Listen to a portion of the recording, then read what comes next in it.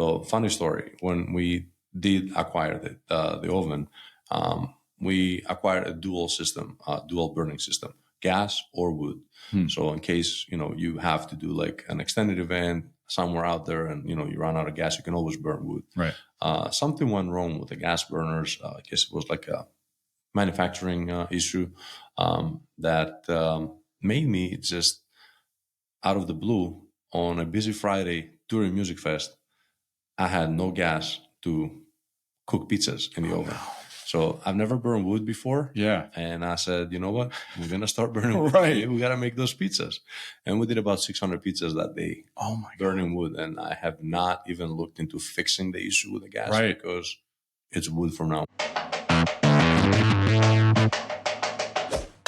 Welcome to YMI Talking, a podcast where the guests are so good, you'll wonder why the host is even talking. In each episode, you will hear one of the leaders of the Lehigh Valley's vibrant business hub. They will tell you the keys to their success, the mistakes they've made, and what they have in store for the future. Here is the host of YMI Talking, from YMI Insurance, Jimmy Honachik. All right, I am Jimmy Honachik, and I know I always say I'm excited for an episode, but I'm super excited for this one. I'm going to give a quick story before I do an introduction. I'm literally driving with my dad the other day in Bethlehem, and I'm talking about who I have next on the podcast, and I'm excited to reveal the guest. And he says, before that, right over here on the right is this restaurant, and you need to get them on. This restaurant is so good, and it's Pat's in Bethlehem. And I go, Dad, that's literally who I have on here next. He's like, the food is outrageous. I'm like, it really is. And so with me today, we have Yiannis Kyziridis. That's my best impression, from Pat's Bethlehem. And I'm so excited. Thank you for coming on here, Yiannis. Thank you for having me. So let's start about the restaurant. I mean, the food, as I'm sure you're aware, is top notch. How do you get it so good? First of all, thank you for having me here. Absolutely. And I appreciate the support from your father and the community. So the food, how do we consistently keep it the way that it is? I eat a lot at the restaurant, so I got to make sure that, quality control is there in place, consistency and everything. We train our staff in the best possible way, and we just keep things very simple. When I say simple, nowadays, simple is good. Right. So that's what we are basing the experience on. Simplicity. And it is an experience. I mean, if you go in there, it's a sit-down restaurant, and the staff is top-notch. You've got cool things on the wall. We're trying our best to get cool things on the wall, but you guys do a better job there. Talk to me about how important it is getting that feel, the feel right in the restaurant. Sure, yeah. So first of all, you have to decide yourself how you want to be presented to the public. And our, goal has always been to approach the family-oriented environment because we like to welcome families, with kids, large gatherings, parties and stuff, anywhere, from dates to anything. So you want to have something warm. So if I had people invited in my house, how would I want the ambience to be? That is exactly what, we put in to the walls and the surroundings of the restaurant, along with the customer service experience. No, it's perfect. And the food, again, I can't stop talking about the food. You said keeping it simple is important. What does that mean to you? So one of our mottos that, we started from day one is clean ingredients, real food. Basically,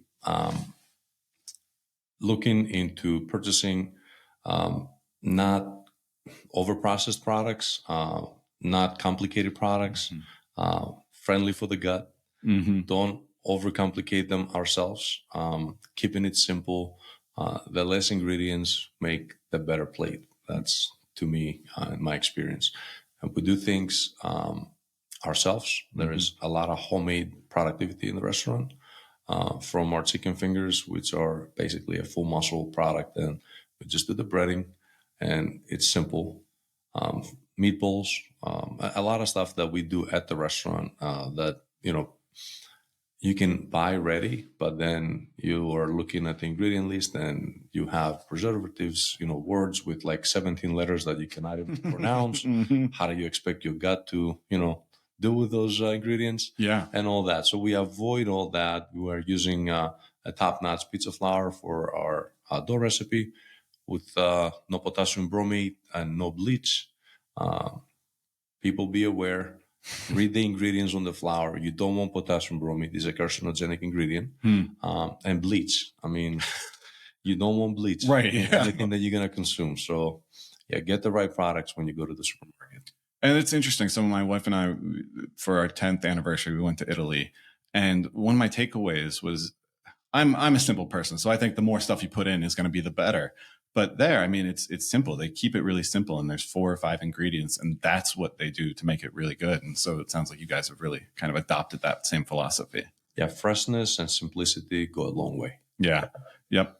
And then I know you're famous for something, but I went there and the fries were out of this world. And I don't think you guys like talk about them or celebrate them, but is there anything special that you guys do to those fries? No, there's nothing special. Again, fries is one of the items that, unfortunately, it's not our targeted menu item, to make us famous for. But we do purchase the best fry that is out there. Yeah. And it's a great product. We do get a lot of compliments. Again, I wouldn't try to sell anything that I wouldn't eat myself or feed to my kids. And my kids love those fries too. So Good. Yeah, I'm going to do a quick plug for the fries. They're out of this world, and more people should know about Pat's fries. But lots of people know about the pasta flights, right? What a cool concept. Like everyone knows about beer flights and those sorts of flights, but you've taken that to a whole different level here. Talk to me about pasta flights, where that comes from, and why it is kind of your signature thing. So during the tough times of COVID, everyone was trying to survive, and everyone was trying to keep the doors open to the public. Unfortunately, some of restaurants in the area, they didn't make it. It was an idea that I had, that I wanted to create a product that feeds the eyes first, creates a buzz, and can be easily shared through social media. There's been a lot of research behind the product. It is very simple, but to think about it and make it look and taste the way it does, there's a lot of research behind it. So one day I just took one of the boards that we serve our pizzas on, and I laid out some pasta on it, uncooked and everything, and I said, how do I make this beautiful? And we talked with our chef, and I told him what I want to do, and he said, you're crazy. This is never going to work. Right. Well, we did it. And then a month into it, he was making about 40 of those a day. Wow. And it actually turned out that it worked. Yeah. So it's going well. We've got a lot of media attention with it. We've got a lot of exposure on social media. We went viral a couple of times. We started a little flight trend in the Lehigh Valley area. Yeah.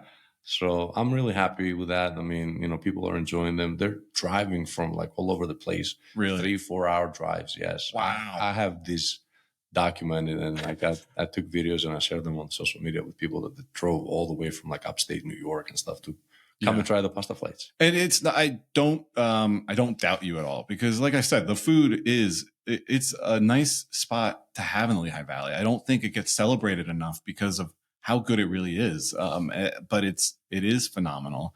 And you're doing more now to get that out. Like there's the restaurant, but I believe you're now expanding to get that food, not just in the restaurant. Tell us more about, I guess, those initiatives. We have grown a lot on our catering side of things. We have been booking major events. We have participated in some of the big festivals of the area, like Music Fest, Chris Kennomore, etc.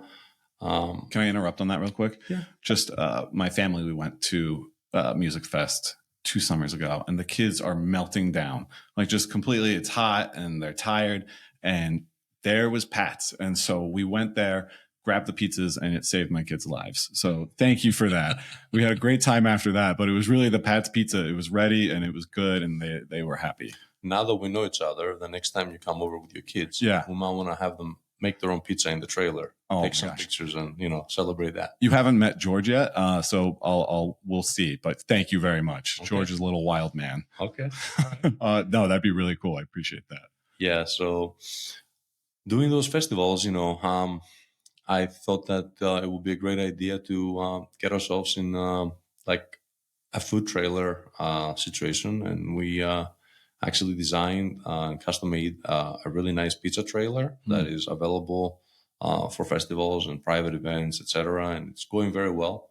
We've done a few weddings, a few major events. You have a food trailer that you can pop about 100 pizzas per hour. Wow. Yep. Really? And it's really good. Yeah, it's a wood-fired oven. The product, it's the same with the restaurant. We just shape it differently. We made it round and smaller, but that wood, burning flavor takes it to a whole different level. And how important is that? I mean, the wood burning, like to me, I don't even think about these elements, but it adds its own flavor, right? It does. The whole process is different. So funny story, when we did acquire the oven, we acquired a dual burning system, gas or wood. So in case, you have to do like an extended event somewhere out there and, you run out of gas, you can always burn wood. Right.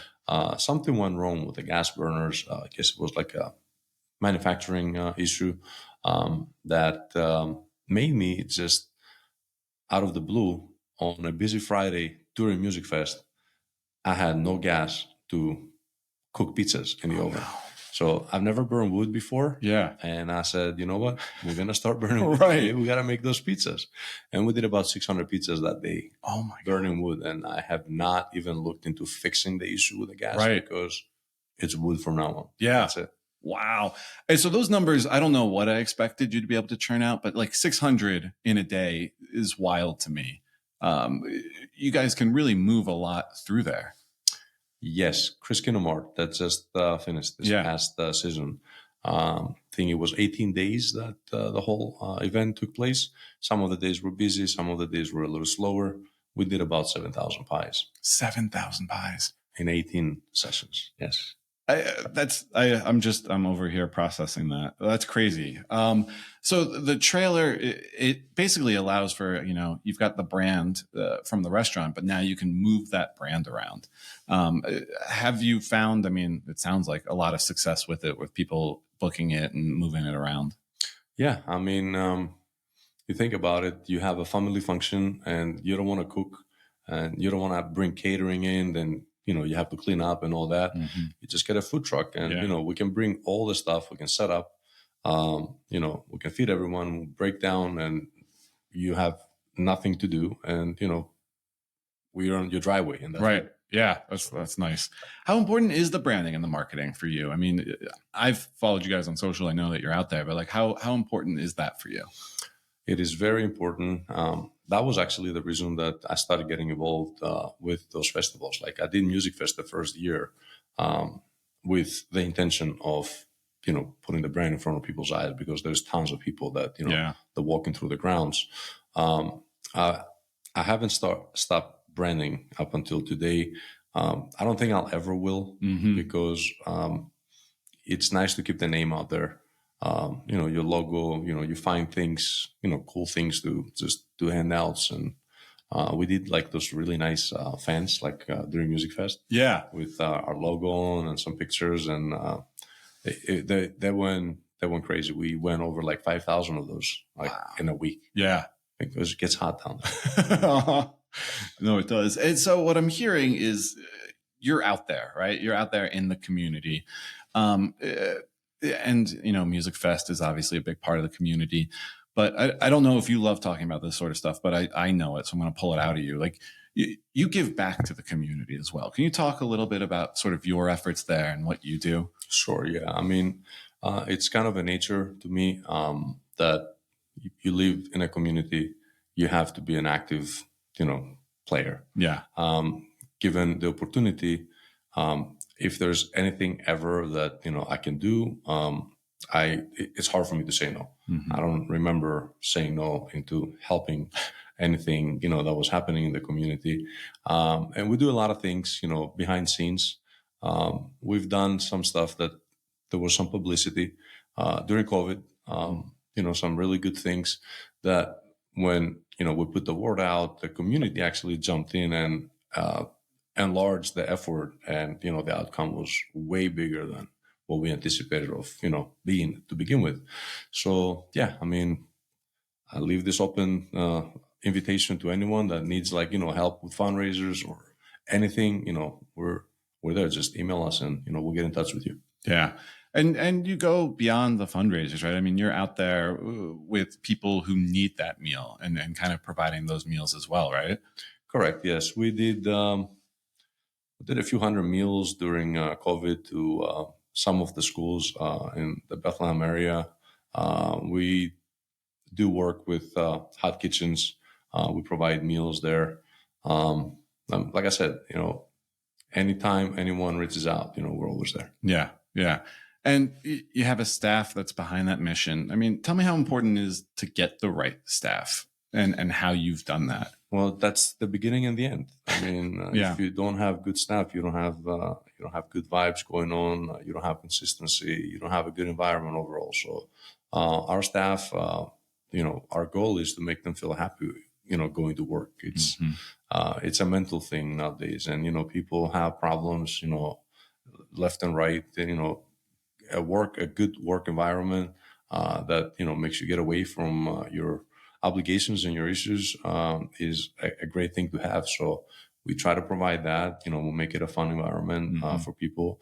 People feel good working in a popular restaurant, and they come and stay. It's not like they come and go. And this is a great thing, like a great feeling for me as well, and the management of the restaurant, because we understand that people appreciate the premises, the things that we do for them and all that. Yeah. How'd you guys get that location in Bethlehem? What brought you to that spot? So my partner acquired the building at some point in 2016, and he literally asked me if I wanted to do something in Bethlehem. Did a little research. I saw some potential, and this is how it all started. So you're not from Bethlehem originally. You kind of just took a big leap and came here. Yeah, that was a big move, actually. I moved from Newark, Delaware. Okay. And the last restaurant that I was running in Delaware was in North Wilmington, which I'm assuming you're familiar with. Yes. We were talking briefly. I lived there for 5 years, so I do know that, Pats. Yeah. And so how was the move? How was getting used to the Lehigh Valley? So I got a very, very positive vibe about Lehigh Valley as soon as I moved into the area. First of all, raising kids here in Bethlehem, way better than raising kids down in Delaware. The people are very positive. I felt home as soon as I moved here. So it was an easy transition, in that aspect. But, opening up a new business, oh my God, the first 2 years. Yeah. Nightmare. Well, I mean, just that concept alone, opening up a new business, but a new business where, you don't have necessarily connections, you haven't established yourself. But walk me through that and that challenge. Okay. Well, so I'll give you an example, right? We were talking about branding earlier. Yeah. I always like to, wear the apparel of the restaurant, right? Going out, trying to make new friends and put the word out and all that. So my first few months here in Bethlehem, I would go to places, to eat with the family or by myself, grocery store. People would ask, they would see the logo. They would be like, well, what is this place? Yeah. So I was just trying to explain to them. Down the road, when we opened, believe it or not, I was doing Lyft and Uber on Friday and Saturday nights after I closed the restaurant with a big stack of menus in my car, basically advertising the restaurant. Get out. Yeah, I was doing that. Yeah. Nowadays, I get to go to places and I run into people that I don't know, and they turn to me and they're like, "You're the guy from Pat's." Yeah. So, things have changed. Yeah. But at the beginning, it was very difficult. What a great marketing strategy. So, I mean, you need extra income, you drive Uber, Lyft, but then you've got a captive audience and you can give them that marketing material. I mean, I had to do what I had to do. Yeah. That's crazy. And so how long had it been open before, COVID hit? So we opened up around end of January of 2018. Yeah. And then March 15th, on my birthday of 2020, Governor Wolf announced the closure of dining. What a birthday present. That was a great birthday present. I will never forget that. I'm sure. And so, I mean, you've moved your family. You have busted your butt for 2 years getting this thing to the part where I guess it can kind of run itself at that point. And then you get this blow. Like, how did you manage that? I took a week. I took a week sitting in my dining room all by myself, waiting to hear the phones ringing. That was the absolute silence. And at the end of the week, I had to make a decision. I said, this is not going to keep happening. I got to, roll the dice per se. Mm-hmm. So we started sending menus out, direct mail. I figured, all these people that used to dine here, they are still going to eat. Mm-hmm. So let's send our menus out to their homes. And that kind of worked. It helped us out a lot with takeout and deliveries. And then, fast forward, they opened up the dining, outdoors, this and that. We were fortunate enough to put a nice tent outside. People started, slowly but steadily coming back out. And then the rest is history. Are you guys back, I would think, to, where you were pre-COVID? We are doing better than we did before COVID, just because, again, went viral a few times with pasta flights. Our catering business has grown a lot. And we're known now. Yeah. At the beginning, we're not known. Actually, we just passed the 1,000 threshold of reviews on our Google page, which we celebrated. Yeah. A couple weeks ago. Yeah. We're happy. Like, we're at 200 at one of our locations. And that's a big deal for us. So 1,000, I mean, that's great. Yeah. I was looking at the numbers of reviews and I was like, if I do 1,000 reviews by the end of 2023, that will be like almost, 200 reviews per year. Right. Which to me was a milestone, and we achieved it, and I'm happy for it. Congratulations. Thank That's you. Great. And you've mentioned a couple times going viral. Tell me about that experience. What was that?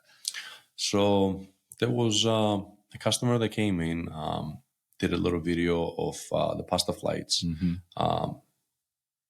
last November 2022. That video had a little over 2 million views, a lot of interactions, a lot of shares, a lot of comments, etc. That caught the attention of 6ABC. Oh wow! They came in, they did a piece on us. That played on national TV. Before that, through Facebook and the Lehigh Valley Food Group, which is an amazing group, and it has helped out us and a lot of restaurants in the area. Some of the pictures of people that came to the restaurant and were members of that group went viral, 900,000 views. And wow. A lot of shares and this and that. Yeah, that helped us basically get the exposure. Like I said, we've had people drive 4 hours for pasta flights. Yeah. It's insane. That is insane, but I mean, the food's good. And then Christina at the Lehigh Valley Food Group, you know her, and that group is out of control, isn't it? Like, it's incredible. It is. I met with Christina 2021, I would say. We did a night for local, foodies. Yeah. And she was invited. She couldn't make that night because that was the night that we introduced the pasta flights. Oh, okay. Yeah, she couldn't make that night, but then we connected, a couple of weeks later.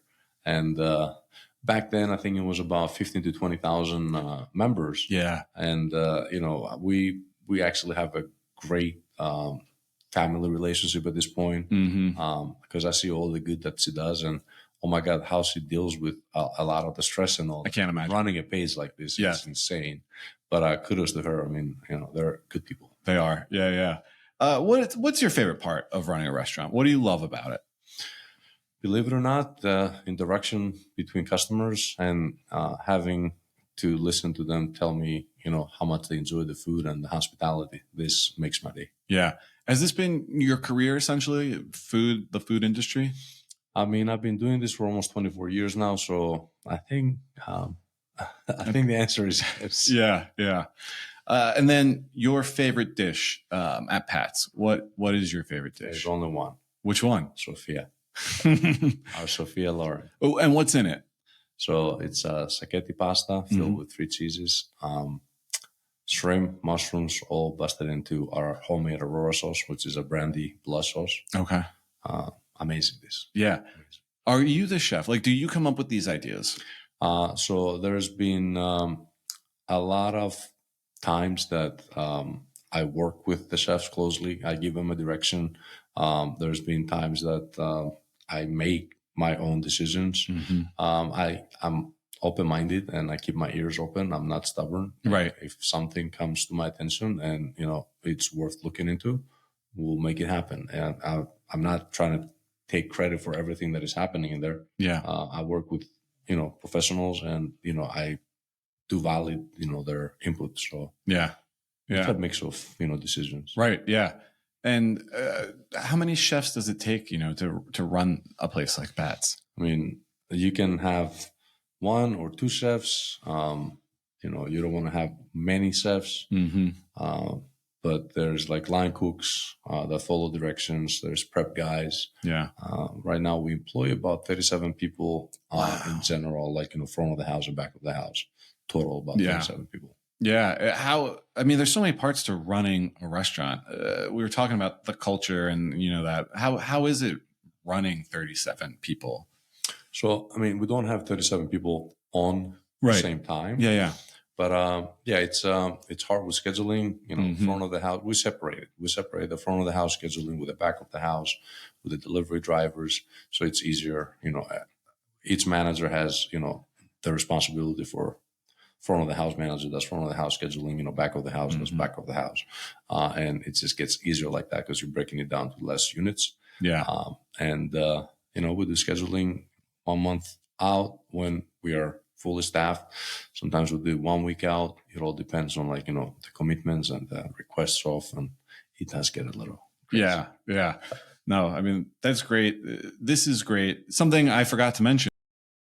This is the very first episode of season 2, and we've had 1 year, and so now we are into our 2nd year, and I'm really excited to kick it off with Pat's. I think this is a great way to start it. And I'm bummed because we're running out of time here. Is there anything that we didn't talk about you or about Pat's that people should know about?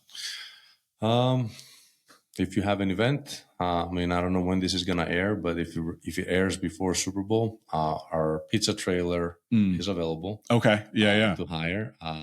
If it airs afterwards, that's fine. Anything regarding, graduation parties, this and that, we're available for hire. Yeah. Just contact us. We are pretty good on getting back to you within hours of the request. I think we covered all areas. Yeah. What's next for Pat's? You've got the catering business that seems to be doing really well, and the pizza trailer.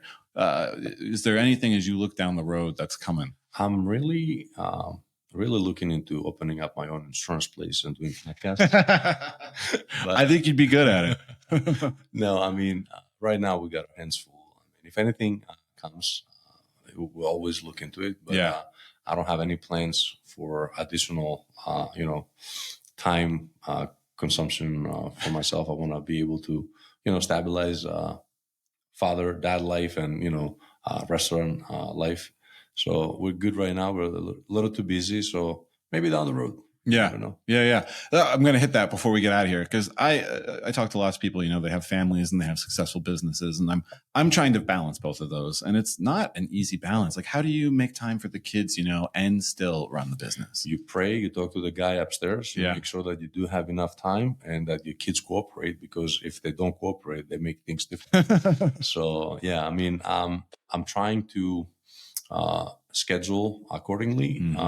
So I have enough time with my kids, help them with the homework, take them to their activities, spend time with them, create memories, because those ages are very tender, and you want to be there for them.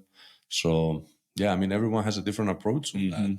But like I said, talk to the guy upstairs. Yeah, no. Do prayers first. You're right. Well, Yanni, thank you again. This was really good. Pat's, as I've mentioned multiple times, is phenomenal. You guys are doing a great job. So I really appreciate you making the time to come here. Thank you. I appreciate you too. Absolutely. All right. Thanks, Yanni. You got it. Thanks for listening to another episode of the YMI Talking Podcast. If you enjoyed this and want to hear more content from amazing personalities in the Valley, please subscribe, leave a rating, and drop us a quick review.